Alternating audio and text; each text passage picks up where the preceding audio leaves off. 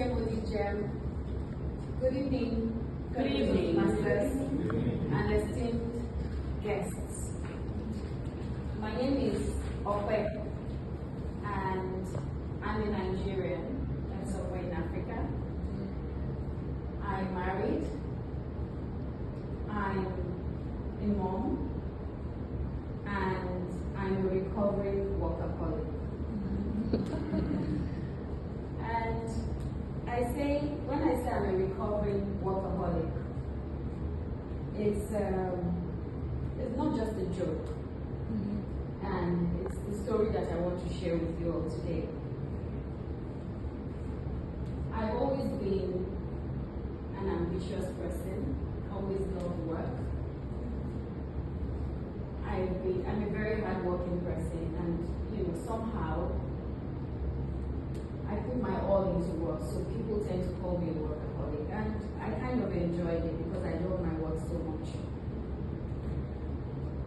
My being ambitious made me want to always get to the top of wherever I worked, and I worked in a number of companies, and I did get to the top of a recent company that I worked in, a global company on the stock exchange globally, and it was very challenging when I got the job and very fulfilling as well.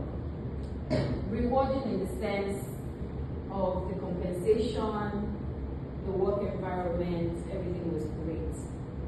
And with that effervescent energy and with that enthusiasm, I put 90% of my time in my work because I wanted to give back to the work what they had given to me.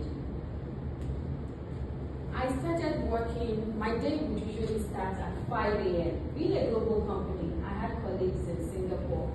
5 a.m. in Dubai is 9 a.m. in Singapore.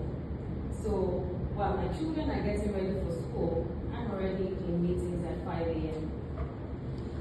And when they came back from school, I'm having late meetings way into the evening at 10 p.m. when the US has just started work. And so that continued for a while. Then one day, I lost my job. This had never happened to me before. I would be the one to leave a company when I was ready. And I used to think, how could you not see that happening when people say they lost their job? You mean you opened your eyes, you had no sense of it, and you just lost your job? How ridiculous. But then that happened to me. It was a rude shock, a rude awakening, and I didn't see it coming. It turns out that being a workaholic does not make you immune from losing your job. Who knew? Yeah. Losing that job was one of the hardest moments of my life. And I went from a busy calendar that had back-to-back meetings to absolute silence. I would open my email when I didn't see any notification, and a blank calendar would stare back at me.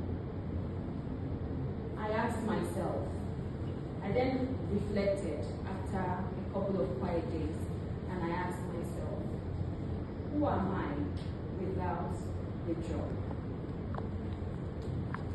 I started to think about it, and I realized that losing my job was a gift that I had been given early on in my life. We're not all going to keep working. You're not going to work when you're 70. And it's better to figure out what to do when you don't have a day job at this time. I realized that I'm a mom, I'm a wife, I'm a sister, I'm a friend. These are all talents that I have been given. And I needed to have a balanced schedule. Not spending 90% of my time at work, but sharing my time along these responsibilities that I have been given. I paid more attention to myself. I invested in me, in quiet reflection and exercise. I started to spend more time with my daughters and started having a very good nighttime routine with them where we reflect on our day. I discovered Toastmasters. I never had time for those things before, but I now discovered Toastmasters and realized I could do this way into my 70s. No one is stopping me. I made time out for my friends.